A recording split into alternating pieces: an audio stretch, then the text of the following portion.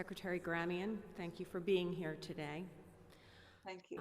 We have not had a conversation about this, but I would first like to point out that while I do not have a bridge in my district under this proposed tolling plan, the overwhelming feedback I have received has been against this initiative, particularly from the numerous constituents who travel up Interstate 83 every day for work and cross the South Bridge here in Harrisburg. But what I would like to do is pick up on a conversation that we had last year about a project that seems more like a permanent issue. Last year, you shared with me that the Mount Rose interchange keeps you up at night. I would think that you've had a lot of sleepless nights since the last time we talked, and to say that it is a nightmare would be an understatement. Driving up to Harrisburg this morning, I didn't see any workers present. Driving up to Harrisburg over this last year, I haven't seen many workers present. And for my colleagues who are here today and those individuals who are home listening, this was a project to update an interchange along Interstate 83 just outside of the city of York. The project started in 2015. It was scheduled for completion in 2018, and here we are now, 3 years late, and millions upon millions of dollars in cost overruns. I checked with our York County 911 director. Since 2015, there have been 255 calls for assistance at this interchange. The contractor who is managing this project, and I have to say I'm using the term managing very loosely, has a penchant for this sort of behavior in projects all across our nation.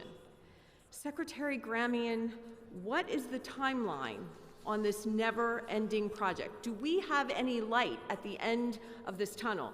The latest estimate is to have this project completed this year, and the paving was to be done this spring.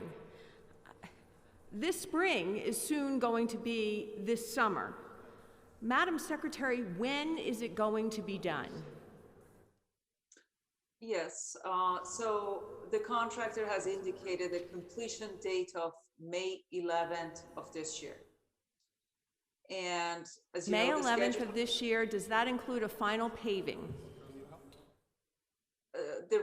That's what they indicated, and they say the remaining work is reopening both ramps on north side of Mount Rose, complete final pavement course over the entire project, final pavement markings, as you mentioned, install permanent signs, traffic signal components, and that's the remaining work that I got the latest report on.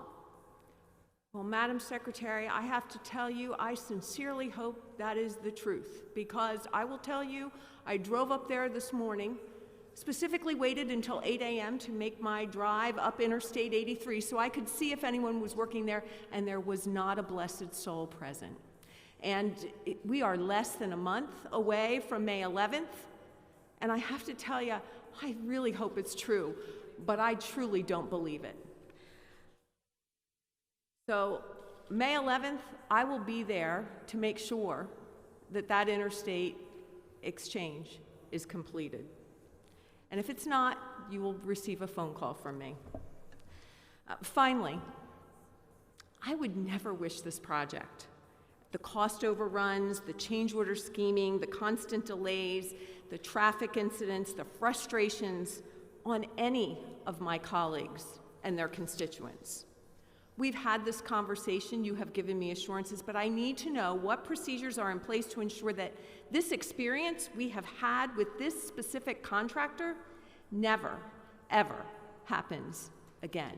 Can you share with me those procedures that you have put in place?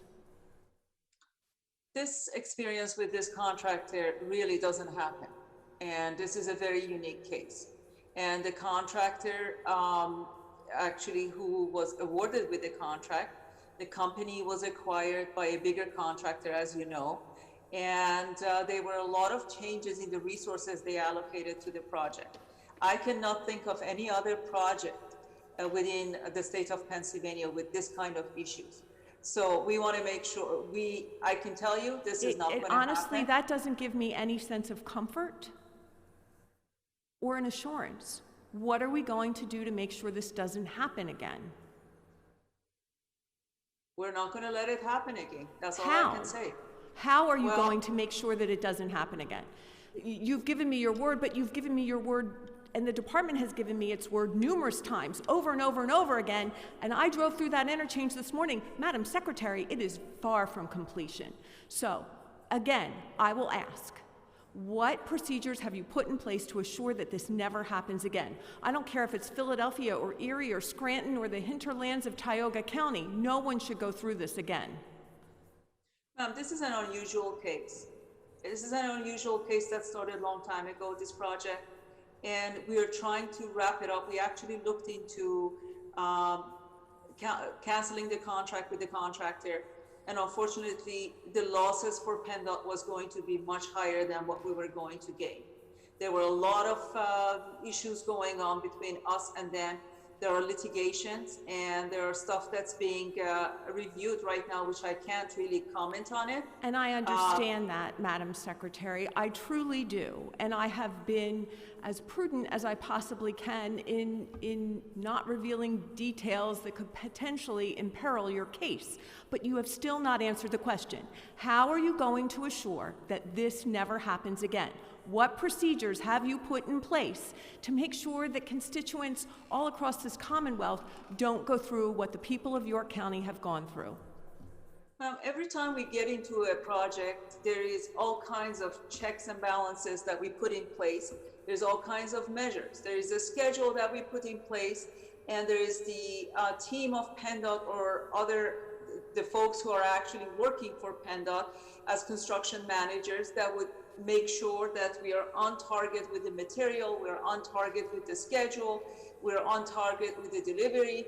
There could be some situations like COVID that we shut down, but it's not something normal. This was an unusual year, and I'm not saying— Madam Secretary, the project is 3 years overdue, and I would strongly suggest to you that you please, in the future, create some kind of procedure to assure that contractors that engage in change order scheming and this type of behavior in projects all across the United States do not have the ability to bid on projects and put anyone else through what we've been through. Thank you very much, Madam Secretary. Thank you, Mr. Chair.